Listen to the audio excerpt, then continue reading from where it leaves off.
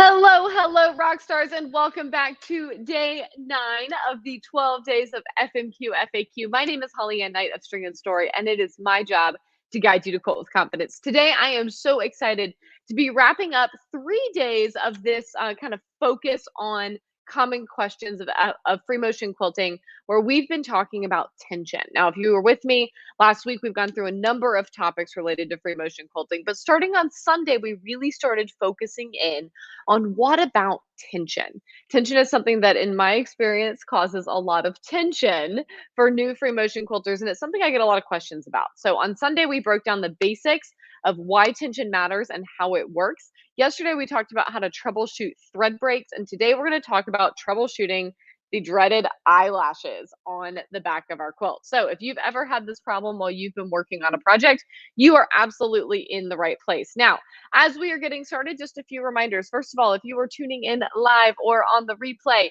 do please say hi in the chat. Good morning, Yvonne. Good morning, Karen. It is wonderful to see you both.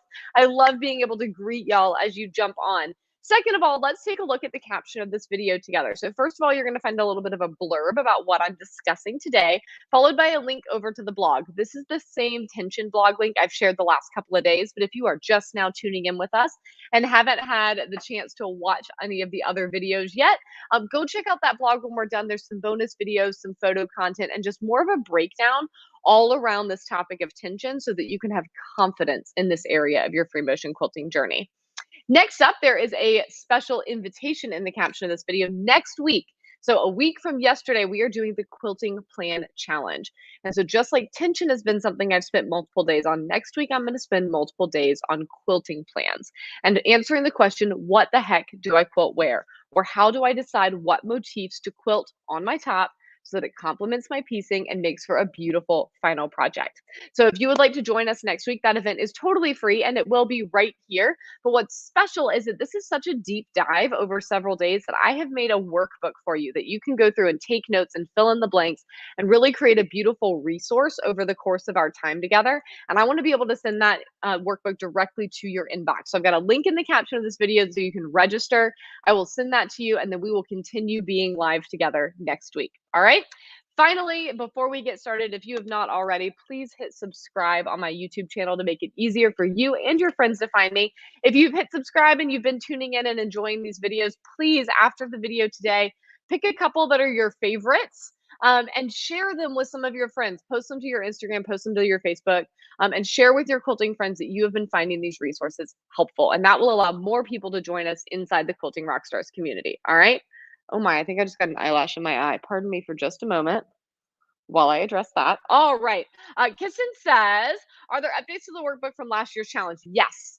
I am using totally different quilts for my samples. So even if you have taken the challenge before, you would probably enjoy downloading the new workbook. So I'm going to be focusing on quilts that we've been making here at String and Story on Maine over the summer. So there is Rhythm. What else did we put in there? Rhythm, Summer Pop, I believe Astra, and Sky Cabin. So some of the quilt alongs that we have hosted and participated in, because I know a lot of y'all have been making those quilts along with us. So I really want this to be as actionable as a resource as possible. That if you've been doing any of these quilts or similar quilts along with us, that I can actually help you design the quilting plan for those projects. Great question. Let's see. I tried using one hole of the ladder and it didn't help. I made a practice quilt and tried lowering the tension further. It worked for a bit and then the thread started breaking again. Yvonne, I think you should reach out to your dealer. This is just bizarre to me because you are doing all the things right. So I think it might be time to reach out to your dealer and be like, can y'all please troubleshoot this with me in a hands-on fashion? I'm really sad that the one hole of the ladder situation didn't work out. Bummer. Bummer, bummer. Good morning, Helen. Good morning, Renee, Jan, Alicia, Kiston, Leanne, Alani, Gail, etc. It is wonderful to see all of you. All right, we are going to dive right in. So as a review, tension is all about the balancing of your top and your bobbin threads when we are stitching. And when that tug of war between stitches is nice and balanced, that twist in the threads lands right in the batting of our quilt. And we end up with beautiful stitches with a clear beginning and end that look the same on the top and on the back of our quilt. Now, when we have a tension issue, that means something has gone sideways. So yesterday we talked about that could go sideways in the form of actually having that top thread break. Today we are talking about a common and insidious issue, the dreaded eyelashes. So they look exactly, where are they? They look exactly as they are named. This is the back of my quilt, right? And see all these fuzzy bits over here and how those are not nice crisp stitches. Those are called eyelashes. And there are a few things that can cause this. And I would say that this is probably the most common tension problem. It's also generally pretty easily remedied. The hard thing about this challenge, though, is that with a thread break, as soon as your thread breaks, you know that it has happened, right? But eyelashes are sneaky. They like to hide on the back of the quilt, and sometimes we don't even realize that there has been an issue for a very long time. In fact, for the first time in our 2 weeks together, I'm gonna take you on a field trip across the shop. Welcome to String and Story in Maine. I tell this story often about the dreaded tension woe of the Patronus quilt. So this is my Patronus quilt. Ooh, I'm making y'all seasick. I am so sorry. And y'all are not going to be able to see it really well on here right now. But in the navy, up at the top of this quilt, this stag is set in a forest, right? And so I did wood grain for the tree trunks, and I did paisleys for all the leaves. And I spent, I don't know, a couple of hours quilting paisleys on the long arm one day. And then I went to advance my quilt forward and suddenly realized on the back that my tension was crap. There were eyelashes everywhere, and I had tested my tension. I just hadn't continued to check it periodically, and it took so long to unpick that. So, over the course of the next few minutes together, I'm going to share with you what can cause, thank you, Gail, what can cause that eyelashing so we can prevent it to the best of our ability. And then I'm going to also give you a couple of tips for heaven forbid, if you have to do some unpicking, how you can do it quickly and efficiently. All right. Let me see. Let me make sure there's not any other questions. Is it Dee Dee? Says, how much pressure should be on my fabric for free motion quilting? So when I'm using a hopping foot on my machine, I generally do not adjust my presser foot pressure.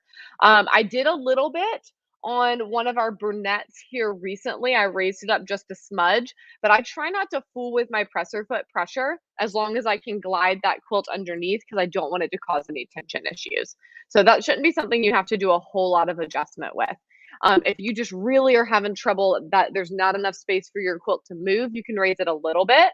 But if you start having thread breaks where you were not having thread breaks previously, you've raised it too high. Good question. All right. Good morning, y'all. All right, the first thing that can cause eyelashes on the back of your quilt is so simple. Did you forget to put your presser foot down?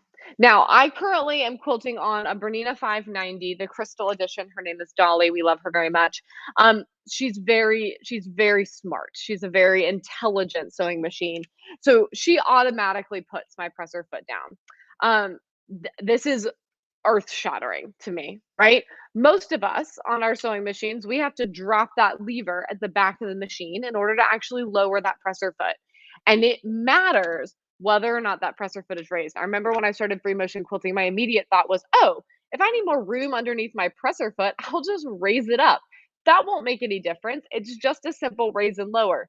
No, that presser foot is connected to your tension discs, and your tension discs will not engage and put the appropriate resistance on your thread unless that presser foot is down. So what that means is if you forget to put that presser foot down, you are going to end up with a big knotted mess on the back of your quilt very, very, very quickly. And it is a pain to undo. So make sure you put that presser foot down. Okay. The other thing that can cause our eyelashing on the back of the quilt is simply your top tension being too tight or too loose, excuse me. And when your top tension is too loose, that's exactly what's going on here. These fuzzy bits of thread we're seeing are actually the top thread showing through on the back of the quilt. Now, here's the tricky bit. This is the front of that section of quilting, and it looks pretty normal, right? There's not a whole lot going on there. If I'm quilting on the top, I'm like, oh, everything's fine. And the moment you flip it over, wah, wah. So in order to prevent this, there's a couple of things we're going to do. First of all, anytime you're sitting down to free motion quilt, I want you to have a practice sandwich like this handy. Now, this one happens to be made out of a couple of fat quarters, and a bit of spare batting, but it doesn't even have to be that big, right? Use your large scraps and your scraps of batting from around the edges of other projects to just keep a couple of little tester sandwiches handy. And anytime you sit down to quilt, anytime you change your bobbin, anytime you've made any adjustments on your machine, toss a practice sandwich under there first and do some meanders, do some swirls, do some switchbacks, and flip it over and check on that tension before you get on your quilt. Okay, this is the most important step. Anytime anything has changed. Remember yesterday when we were talking about thread breaks, I said before you do anything, I want you to do a reset on your machine, right? We talked about literally unthreading the whole thing, taking the bobbin out, changing the needle, cleaning, oiling, and putting it all back, right? So anytime you do any of those variables, anything that could change how the machine is working, I want the first thing that you free motion quilt on to be a practice sandwich, not your actual quilt. Because if the tension is off on this, you don't have to unpick it. You just adjust until it looks good, and then you go back to working on your project, okay? So always, always, always make sure that you test before you get started. Now, what makes our tension go wonky sometimes right in the middle? I wish I had an answer for this, right? I wish I could wave a magic wand and be like, "Oh, we will never again have a random tension woes because I can fix it like this." Sometimes tension just goes to crap. To this day, I don't know what went wrong on the Patronus quilt, right? To this day, I don't know how I tested my tension and it looked good, and then I worked on the quilt and everything was terrible, right? Sometimes maybe your bobbin was wound a little funny, right? Maybe the thread came off the spool a little fast and there was just extra of it. Maybe something jostled your machine, right? And it just wobbled for a minute there. I don't know. I don't know what does that. The key thing here though is to make sure you're testing at regular intervals. So like I said, anytime you're changing a bobbin, go ahead and check your tension. And as you're going along quilting, flip that quilt over often and just keep an eye on things. It is a lot easier. Let's see if I can find a good example of this, right? Here's a great example. See how here my tension is not perfect. It has those tiny little nubbins, right? But it's not a full eyelash, right? It's a lot easier if I'm quilting along and periodically flipping my project over and looking at it, and I start to notice something like that happening, to stop and make adjustments rather than waiting until it looks like this. Okay? If my tension has been good and then suddenly I'm getting something a bit like this, if it's just for a tiny little section, you ready for a secret? If it's just a tiny little section, I'm probably not even going to bother unpicking it, right? Because it's not perfect. But unless this is a show quilt, I'm not that concerned with perfection, right? I want to have quality. I want to adjust it so that it is better going forward. But if I've got a couple of inches that are less than perfect on a quilt that's going to go on my couch for my kids and my pets, it's going to be okay, right? So that's another thing as we're doing this is I want you to practice excellence, but without getting obsessive about it because we don't want to steal the joy units out of our quilting. Now, what happens if we are stitching along happily, we flip it over and it is full eyelashes and there's just simply nothing to be done but to unpick it, right? Or in the case of the Patronus quilt, it wasn't my quilt, right? That quilt belongs to Kate Brennan. It's on loan right now, which makes me really happy. But this wasn't a quilt I was quilting for me. It wasn't going on my couch for my kids and my animals. I knew she wanted to hang this quilt, right? So I knew that it needed to really be top notch in that tension balance, right? So what am I going to do then? Well, what I have done in the past is maybe something you've done is I take my seam ripper, right? And I tug on that little top thread. See how my bobbin thread kind of came up? And then I gently, whoop, well, this was the beginning of mine, so it's going to have a little knot in it. See if I can pull that stay stitch out. And then I just like gently untwist these threads. Nope, that stay stitch is going to be knotted, right? And then I get to the next one and I just gently unpluck these threads. And I'm just stitch by stitch, unpicking along. And please note that every stitch is taking multiple seconds. Nobody has time for that. None of us have time for this, okay? So Kate Brennan taught me a really valuable skill. When your tension is bad, instead of unpicking every single stitch, come to the back with a little pair of snips, okay? And you are going to, let's see, let's figure out which section we want to do here. We're going to go along the back, and every second or third stitch, we're just going to cut it, right? The tension's crap anyway. It's easy to get our scissors under there.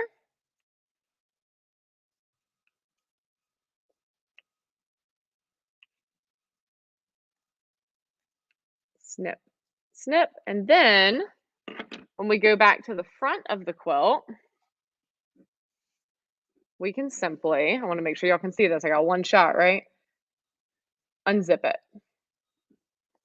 And see how all of those are pulling through so easily and pulling free? Except for right at the very beginning where it had that knot, right? And then just a couple of seconds, we've undone a whole section of stitching, okay? So when we are going along, we want to make sure we check our tension at the beginning. If there are eyelashes on the back on our practice sandwich, we're going to adjust our tension before we continue. As we are stitching, anytime we do anything that is going to change what's going on with our machine, we change the bobbin, we change the needle, we have to rethread for some reason, we're going to test our stitching again. All right. If something goes wrong, I just gave you a handy dandy little tip for how to unpick it. But there is one key question I have left unanswered. How exactly do we fix the tension? How do we adjust the tension to prevent this? All right. I mentioned at the very beginning that these eyelashes are caused by your top thread showing through on the back. And I taught you on Sunday that our top thread tension is what we adjust on our home sewing machines. All right. So if it's showing through on the back, it means that bobbin thread is winning the tug of war. There's too much slack in the top thread, that when those two threads are twisting together, there's extra left on the back of our quilt. So in order to prevent this from happening, you need to increase that top tension. So that means if you're adjusting on a digitized machine, you're going to increase the number, right? And if you're on a more traditional, like more analog machine, you're going to turn your tension knob to the right, because righty tighty, lefty loosey. All right. And that's going to draw up that slack so we get those nice crisp stitches that look much more like this. So this is the top, right? Look how pretty those are. And this is the back. Notice that they look basically the same. That means that tension is well balanced. Okay. All right. What questions have I left out that I can answer for y'all? Have I missed anything? Specifically around eyelashing and fixing that, but around tension in general. So I want to make sure that you leave these couple of days of our 12 days of FMQ, FAQ feeling really confident about tension.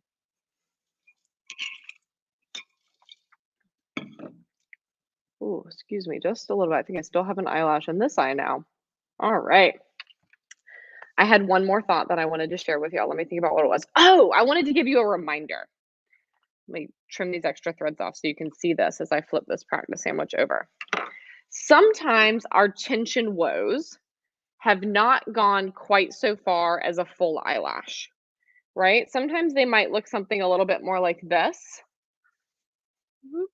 Can y'all see that? So right in here, right? Where we can still see the stitch a little bit, but it kind of looks like that back thread is floating on the surface of the quilt. It looks like that here as well. See how it just looks like it's floating? So it's not quite an eyelash, but it's not quite these kinds of crisp stitches. That's the same problem. You need to tighten up that top tension just a little bit to fully form that stitch. All right. Let's see. Gail says on the long arm, I've had it happen if the thread jumps out of the path. Yes, that's a great point. So anything that affects that top thread tension. So if the thread is no longer threaded properly through your machine and it's not getting that appropriate resistance put on it, it will absolutely cause eyelashing on the back of your quilt. Janet says, I seem to get what I call railroad tunneling, where the bottom thread is so loose. When I did my test, the tension was good. And so was the quilting for a good spot of time, where the bottom thread is so loose. Is your bobbin loaded correctly and wound correctly? Gail, that is really funny that I'm having like annoying eyelash things with my eyelashes as I'm talking about eyelashes. You are correct. Expand on that for me, Janet. Because when I started the course, I was using a high contrast thread, navy on cream, and my tension always looked awful to me. When I changed thread to something with less of a contrast, I realized that my tension was actually pretty good. Kristen, this is super important. I'm really glad that you brought it up. Notice that I'm not using, I mean, white on green is a decent contrast, except that this is not a super dark green. But you bring up a really great point that if we are quilting with really, really high contrast, white on black, white on navy, black on white, things like that, it can look really weird. There's an optical illusion there. If you've ever seen a picture of a quilt that's like dark with light thread, where it looks like the thread is really sitting up on the quilt instead of, quilting creates indents, right? So the thread is actually sitting down into the quilt slightly. But if you've ever seen a picture where it looks reversed, there's some sort of optical illusion that happens there. So whenever I think about it, I do try to remind my students, especially by brand new free motion quilters, pick something that has enough contrast you can see it, but it is not black on white. It's too hard for your brain to kind of wrap around it, and it can end up playing tricks on you optically. Great point. Yeah, I love it. Rock stars, those are great questions. Any final questions for us? I'm gonna do a quick check over here. I want to see what we're talking about tomorrow. Oh yes, tomorrow we're talking about bulky seams. I'm so excited. Um, Could it be that my bobbin winds very quickly when I'm filling the bobbin? So, Janet, I would make sure that your bobbin thread, do I have a box of bobbins? That your bobbin thread looks nice and tiny, tidy and taut on the bobbin, right? I don't know if I have any wonky ones handy, right? So make sure it's looking really smooth and taut around that bobbin.